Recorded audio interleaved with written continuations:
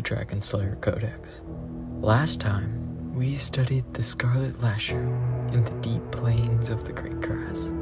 But today, we venture south, where the air burns dry, the sun sears the ground, and the lack of water isn't the only danger to look out for. For today, we enter the Dune Sea to observe the ominous Wailing Bishop in its natural habitat, an endless stretch of sand. Wailing bishops inhabit a region of the western deserts known as the Dune Sea, a vast land of fine, powdery sand that stretches between the surrounding gorge lands and the central eternal sandstorm. Some things to note. Loose sand equals poor footing. It is notoriously difficult to move on foot in this region, as the individual grains are so fine that one's leg may sink fairly deep while walking, and poor footing can spell doom for even the most prepared of slayers. The sun. Strong rays are the hallmark of any desert, but the heat of the Dune Sea is particularly deadly. There is no shade in which to hide from the ball of fire, only glimpses of relief between dunes. A shaded vehicle is a must while traveling here. Water, none. Only deep beneath the desert lies any moisture, which is unavailable for human travelers, as well as most animals existing here. Origin. The Dune Sea's signature powder sand is believed to be formed when ordinary rock and gravel is pulled into the powerful winds of the eternal sandstorm, ground into a fine dust before being flung back out into the surrounding lands. This continuous cycle of re-erosion over millennia has created the Dune Sea as it is today.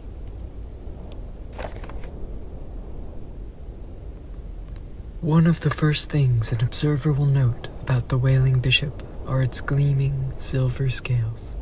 In healthy, young individuals, they may even take on a glittering quality in direct light. This may seem counterproductive for a desert creature, but this coat of chrome is very good at deflecting heat and light off of the dragon's body, affording it extra precious minutes of time to forage.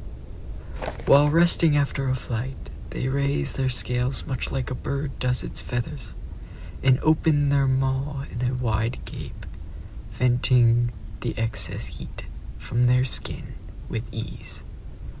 When aging, the scales gradually tarnish and stain a dark gray, marked by years of sun exposure, erosion, and interspecies fights.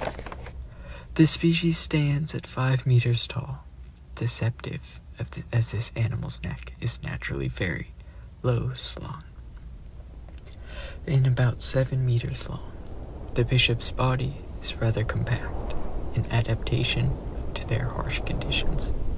As for weight, the beast clocks in at 2.1 tons on average, being a rather dense creature, not easily knocked around by the sands it must use for forage.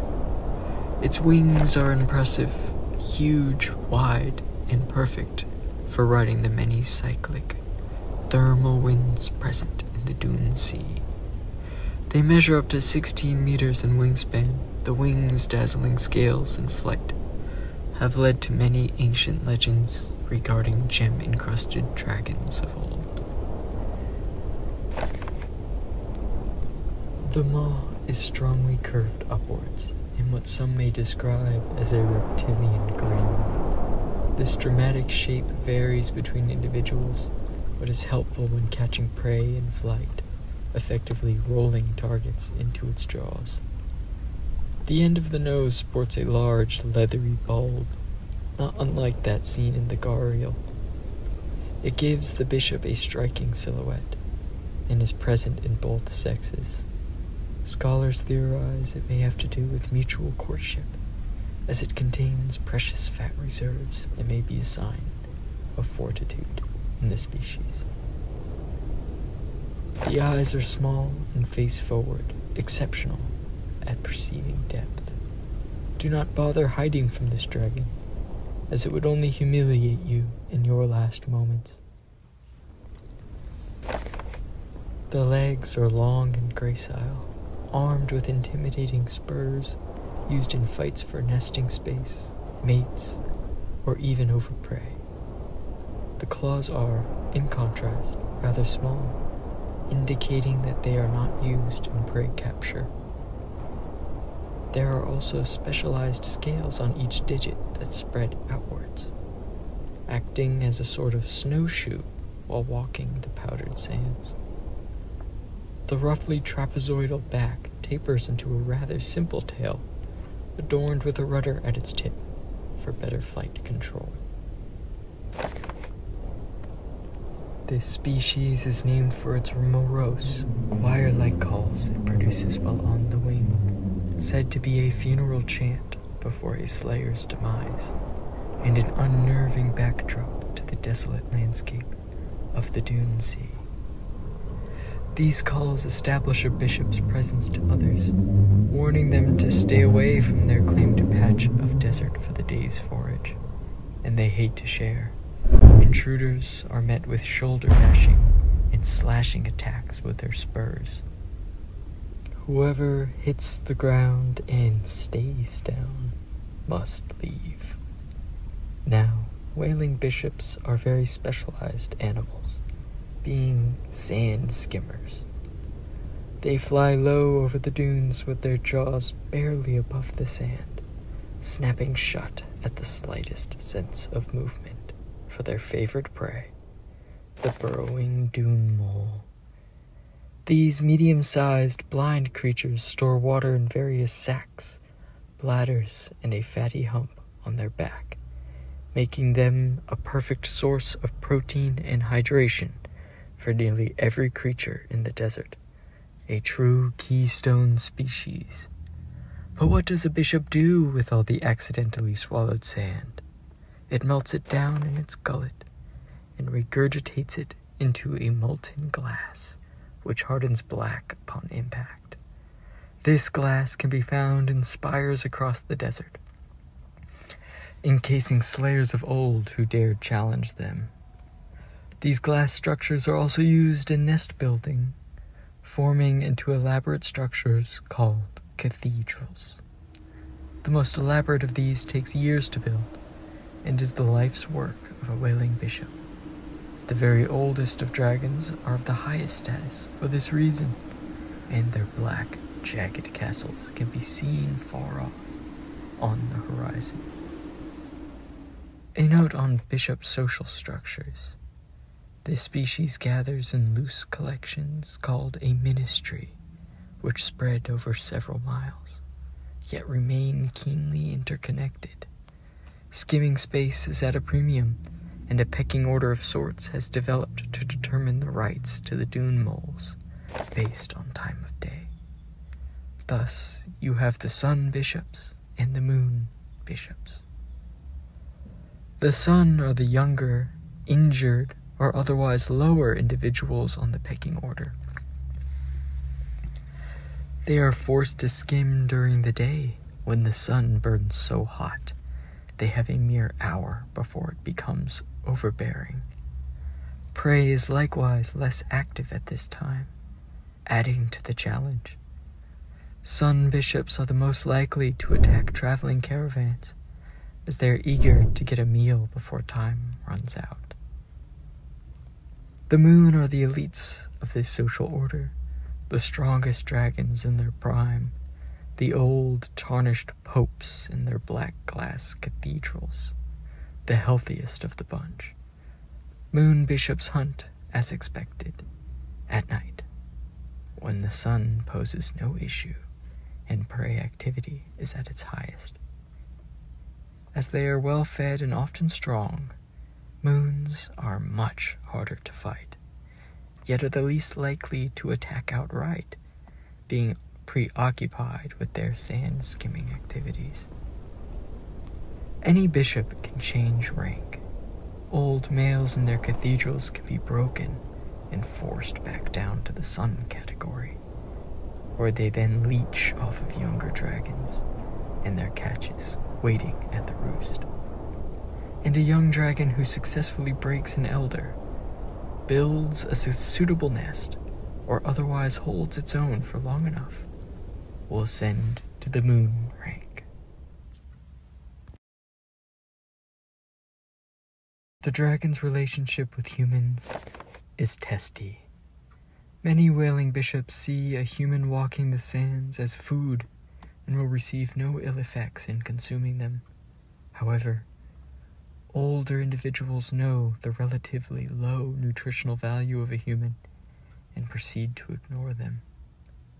Sometimes large sand vehicles will be targeted for the water they carry, and some farms bordering the dunes will be raided for their watery, hearty plants.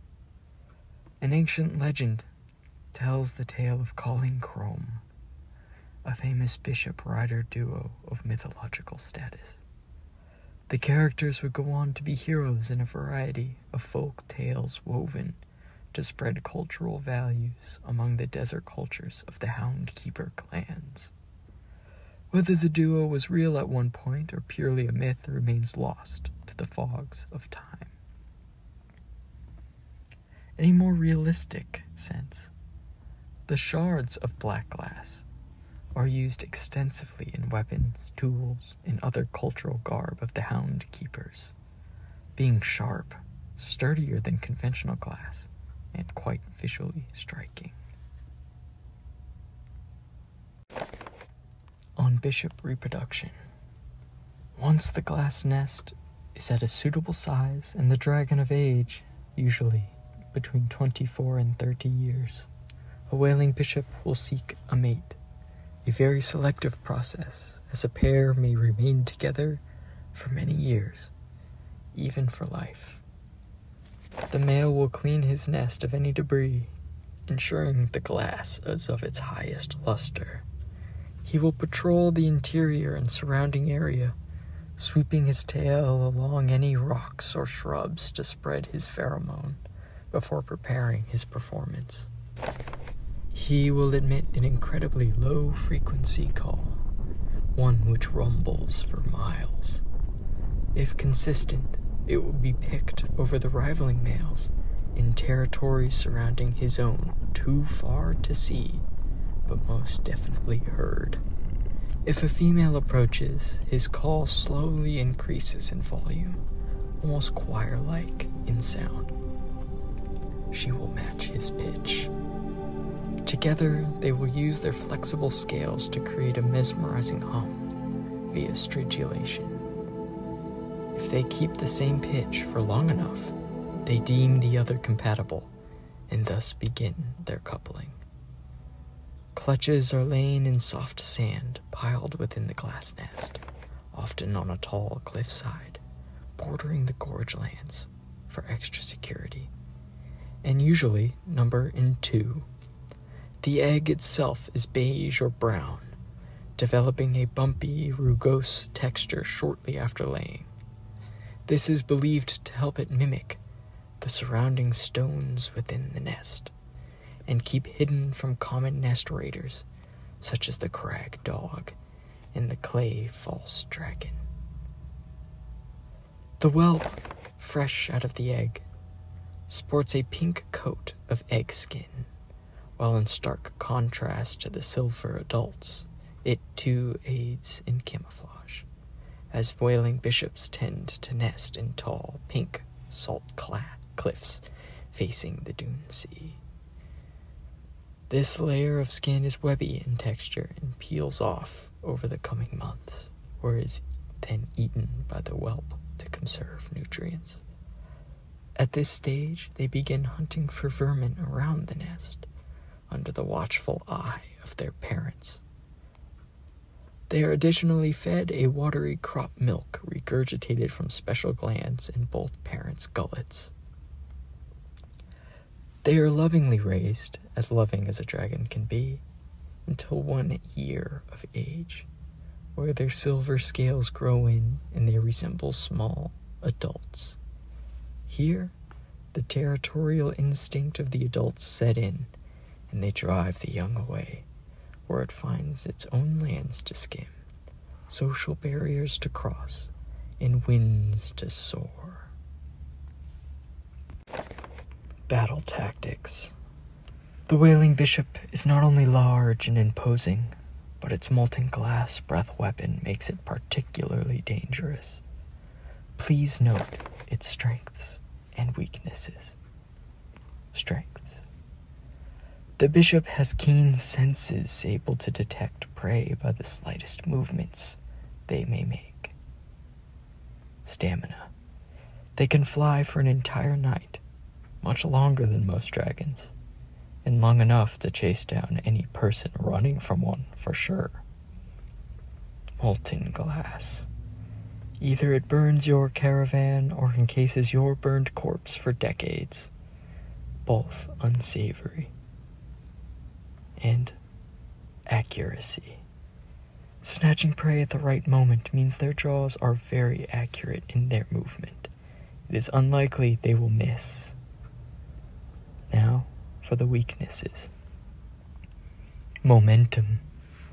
The dragon is best suited to long, continuous, swooping flight. It is poor at tight turns. Infighting. Prior altercations with others of its kind may weaken it before a confrontation with a slayer. And their weak spot, behind the horns. Directly behind their crest lies a vulnerable link of skin, the most exposed part of the dragon. Tracking a Wailing Bishop. While on the dunes, dust clouds may be seen at a distance.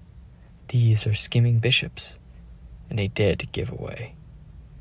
At a closer vantage point, their broad wings and neck spines are very distinctive, as is the silvery shine of their hide. Shards and pillars of glass may be seen in areas of high activity as well, sometimes even encasing relics of bygone eras. As for their tracks, never seen, solely as the dunes shift so commonly that any claw print is covered up in mere minutes. Like any desert beast, the Wailing Bishop has created a means to survive their hostile environment. A slayer pursuing one must be equally opportunistic in their tactic. Know the rules to break the rules, and you may see the sun rise once more over the sandy slopes of the Dune Sea. Thank you to my patrons so much for making this possible. You are the pillar of support which allows me to do this. If you would like to join the ranks to receive merch, a patron Discord server, early peeks at my process, and new videos, please click the link in my description. Thank you. Until next time.